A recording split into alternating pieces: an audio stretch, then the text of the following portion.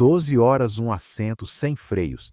Essa é a dura realidade de pilotar um F-16 em uma missão de combate de longa duração. A cabine é pouco maior do que uma cabine telefônica. O piloto preso tão apertado que nem consegue esticar as pernas. O barulho, o calor, a pressão constante é sobrevivência no céu. Agora, imagine isso. Enquanto a tripulação de um bombardeiro pode desfrutar de refeições quentes e até de um pequeno banheiro a bordo, um piloto de F-16 não tem nada disso. Sem cozinha, sem espaço, sem conforto, apenas alguns bolsos cheios com o que eles conseguem carregar. Então, como eles comem, como eles bebem e como conseguem passar horas em patrulhas de combate sem desmaiar de exaustão? Por fora, o F-16 é pura potência e velocidade, um míssil com asas, mas por dentro é um teste de resistência humana, tanto quanto o desempenho da máquina, comida, água e até mesmo a biologia básica se tornam decisões táticas. Neste episódio, vamos explicar tudo passo a passo. Os lanches em que os pilotos confiam, os sistemas de hidratação escondidos em seus equipamentos, a realidade de missões que duram dezenas de horas e sim, até mesmo as soluções pouco glamourosas para ir ao banheiro. Quando você ouve falar em rações de combate, pode imaginar um soldado com um pacote de refeição quente de campo ou uma tripulação de submarino sentada para comer um prato quente. Mas, para um piloto de F-16, comida na cabine não passa de combustível para sobrevivência. Não há espaço para bandejas, talheres ou qualquer coisa que exija duas mãos. Cada caloria precisa ser compacta, com alta densidade energética e pronta para comer em segundos. Porque quando você está voando a 9.000 metros de altura, com um capacete e as luvas bem presas, não tem o luxo de fazer uma refeição. Então, o que entra na lista? Barras energéticas estão no topo. Pense em barras de proteína, barras de granola ou barras Cliff, aquelas que concentram centenas de calorias em uma embalagem pequena. Elas cabem no bolso do macacão de voo e o piloto pode abri-las com uma mão só. Não é questão de sabor, é questão de engolir 250 calorias enquanto mantém um olho no radar. Esses lanches fornecem energia constante sem aumentar o açúcar no sangue e podem ser comidos aos poucos nos momentos de calma, até mesmo entre chamadas de rádio. Um piloto explicou de forma direta. Eu levo 3 ou 4 barras no bolso do meu traje G. Se eu tiver uma chance, dou uma mordida em uma. Se não, ela volta para casa comigo. Esse é o ritmo. Pequenas mordidas sempre que há uma pausa, porque hora de refeição não existe na aviação de caça. E esqueça sanduíches ou refeições quentes. Cabines apertadas tornam comidas gordurosas ou que esfarelam um pesadelo, ainda mais cercado de interruptores sensíveis e eletrônicos. Um derramamento pode causar controles pegajosos ou até pior. Tudo precisa estar seco, limpo e ser capaz de sobreviver ao ser colocado no bolso durante manobras de alta força G. O contraste com aeronaves maiores é realmente impressionante. Em um bombardeiro B-2, as tripulações têm um cooler, refeições quentes e até um banheiro improvisado. No F-16, o piloto sobrevive com lanches mais apropriados para trilhas do que para uma zona de guerra aérea. Então, enquanto o F-16 corta o céu em velocidades supersônicas, o piloto está mastigando carne seca ou beliscando uma barra de proteína. Cada mordida não é sobre sabor ou conforto, é sobre manter o nível de açúcar no sangue estável, permanecer alerta e garantir que seu corpo não falhe, antes que a missão termine. Porque lá em cima, comida não é combustível para prazer, é combustível para sobrevivência. Se a comida serve para manter os níveis de energia estáveis, a hidratação é questão de sobrevivência. Dentro de uma cabine de F-16, as temperaturas podem disparar no solo. No deserto, aquela bolha de vidro se transforma em uma estufa. Some os movimentos de alto G, a resposta de estresse do corpo e horas de oxigênio seco passando pela máscara, e a desidratação chega rápido. Um piloto que não está bebendo o suficiente não sente apenas sede. O tempo de reação diminui e a tomada de decisões falha e, em combate, bem, isso pode ser fatal. Então, como eles bebem lá em cima? Bem, a solução é surpreendentemente de baixa tecnologia, mas brutalmente eficaz. Bolsas de hidratação, pense em uma Camelback, basicamente um reservatório de água de plástico flexível com um tubo para beber. Os pilotos prendem isso no colete de sobrevivência ou colocam dentro do macacão antigravidade.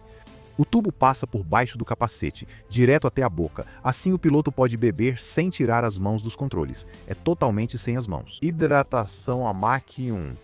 Hidratação não é glamurosa, não vem em embalagem brilhante nem rende uma boa foto de refeição.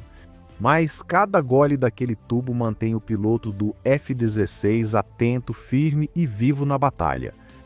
No papel, um F-16 não foi feito para voos de longa duração. Uma missão de treinamento padrão dura cerca de 1h30, talvez 3. Se você esticar, esse é tempo suficiente para exercícios de combate aéreo, ataques de bombardeio ou patrulhas perto da base. Mas o combate, é claro, não segue horários certinhos. E com reabastecimento aéreo, os limites mudam completamente. Com o apoio de um avião-tanque, um F-16 pode ficar no ar por 8, 10 ou até 12 horas. O jato em si pode continuar voando enquanto você continuar abastecendo os tanques. O verdadeiro fator limitante não é a máquina, é o humano sentado lá dentro. Durante as operações no Iraque e no Afeganistão, os pilotos frequentemente realizavam missões que duravam de 8 a 10 horas. As recentes patrulhas aéreas da OTAN nas fronteiras da Europa Oriental exigem igual resistência. Um exemplo bem conhecido é uma patrulha aérea de combate sobre a Líbia que manteve pilotos de F-16 no ar por 10 horas completas, graças a múltiplos reabastecimentos em voo. Isso significa horas de conversa constante no rádio, consciência situacional e o ruído e a vibração incessantes do jato. Não é possível sair para alongar as pernas ou comer na copa. As únicas pausas são as que você consegue durante o voo. Mastigar uma barra de proteína, tomar um gole de água ou ajustar as tiras do seu assento. E aqui está o detalhe. Quanto mais longa a missão, mais planejamento é necessário para o que você vai levar. Lanches extras, mais hidratação e, sem dúvida, mais pacotes de Pital. Porque permanecer no ar não testa apenas a resistência do jato, mas também leva a biologia do piloto ao limite. Ok, aqui está a verdade nada glamurosa. O F-16 não tem banheiro, nenhum. Se um piloto fica no ar por 10 horas, a natureza ainda chama. E só existe uma solução: sacos coletor de urina. O que é um saco coletor de urina? Bem, um saco coletor de urina é basicamente um saco plástico resistente cheio de gel absorvente. Quando um piloto urina nele, o gel solidifica instantaneamente o líquido em uma massa à prova de vazamentos, que pode ser selada e guardada. É rápido, discreto e evita um desastre na cabine a 30 mil pés de altitude. Alguns pacotes até vêm com um acessório em forma de funil para tornar o processo um pouco menos constrangedor. No espaço apertado do assento, também existem garrafas de urina simples, apenas recipientes plásticos com tampas seguras. Mas a maioria dos pilotos prefere os pacotes Piddle porque são mais limpos, leves e fáceis de manusear durante a turbulência e sob força G. Mas e quanto ao número 2? Tecnicamente, existem sacos de resíduos projetados exatamente para esse propósito, usando a mesma tecnologia. Na prática, quase ninguém os usa. Os pilotos de caça planejam cuidadosamente as refeições e a ingestão de fibras para não enfrentarem essa situação. Antes de uma missão longa, eles têm certeza absoluta de que o corpo está, digamos, pronto para o voo. O contraste com as aeronaves maiores é quase engraçado. Um bombardeiro B-2 tem um pequeno banheiro portátil e os aviões-tanque têm espaço para um lavatório para a tripulação. Em um F-16, o piloto resolve tudo ali mesmo no assento e continua voando como se nada tivesse acontecido. É um aspecto da aviação em que poucas pessoas pensam, mas é tão crucial quanto o combustível e armamentos. Porque quando você está trancado em uma cabine por meio-dia, a logística do banheiro se torna uma questão tática.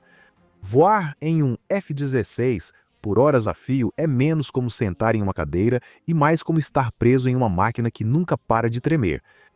A cabine é apenas grande o suficiente para uma pessoa. Os joelhos quase tocam os painéis de instrumentos, os ombros pressionam contra as laterais e o piloto fica preso pelos cintos de segurança, tão apertado que mover-se mais do que alguns centímetros é impossível. Por 3 horas é desconfortável, por 10 é torturante. Então, como eles aguentam? Pilotos estratégicos não comem uma grande refeição durante o voo, o que poderia causar uma queda de açúcar no sangue e cólicas estomacais no meio do combate. Em vez disso, eles beliscam pequenas porções. Uma barrinha aqui, um punhado de mix de castanhas ali. Apenas um fluxo constante de combustível mantém o cérebro afiado sem sobrecarregar o corpo. A hidratação desempenha o mesmo papel. Um gole a cada 15 ou 20 minutos previne a fadiga sem sobrecarregar a bexiga. Acredite, é um verdadeiro equilíbrio entre se manter alerta e não encher muitos sacos de urina. O alongamento físico é quase impossível, mas os pilotos acabam encontrando pequenos truques como flexionar os dedos dos pés dentro das botas, girar os ombros contra o assento ou contrair e relaxar os músculos das pernas. Não é o suficiente para evitar a rigidez, mas ajuda na circulação durante as longas missões. O maior desafio, porém, não é físico, e sim mental. Horas de vigilância constante, o rugido do motor e a consciência de que um único erro pode ser fatal desgastam até mesmo o piloto mais resistente. É por isso que a sobrevivência na cabine se resume à disciplina.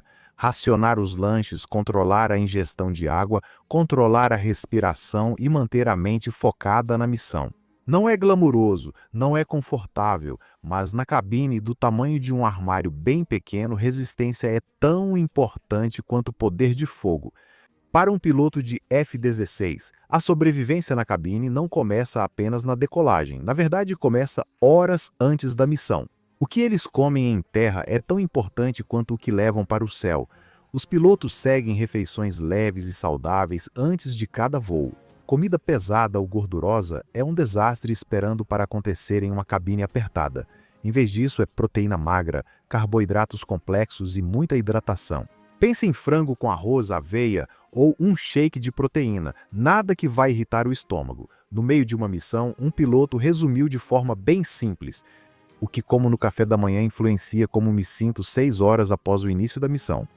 A cafeína é gerenciada com muito cuidado. Uma pequena quantidade antes do lançamento pode aumentar o foco, mas em excesso há risco de desidratação e a inevitável queda depois. Bebidas energéticas? Esqueça. Ter pico de açúcar na decolagem e queda durante o reabastecimento aéreo é o que um piloto menos precisa. Uma vez no esquadrão, a lista de verificação pré-voo não inclui apenas armas e aviônicos. Os pilotos literalmente conferem seus lanches e bolsas de hidratação. Eles têm barras suficientes? A bolsa de água está cheia? Há um pacote de urina extra guardado no colete de sobrevivência? Pequenos detalhes, mas em uma patrulha de 10 horas esquecer um deles pode causar sérios problemas.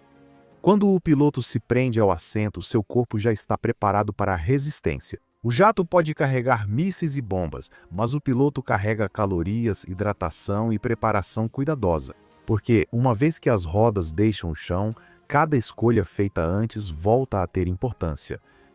Vamos nos afastar do cockpit do F-16 por um momento, e o contraste com outras plataformas militares é impressionante.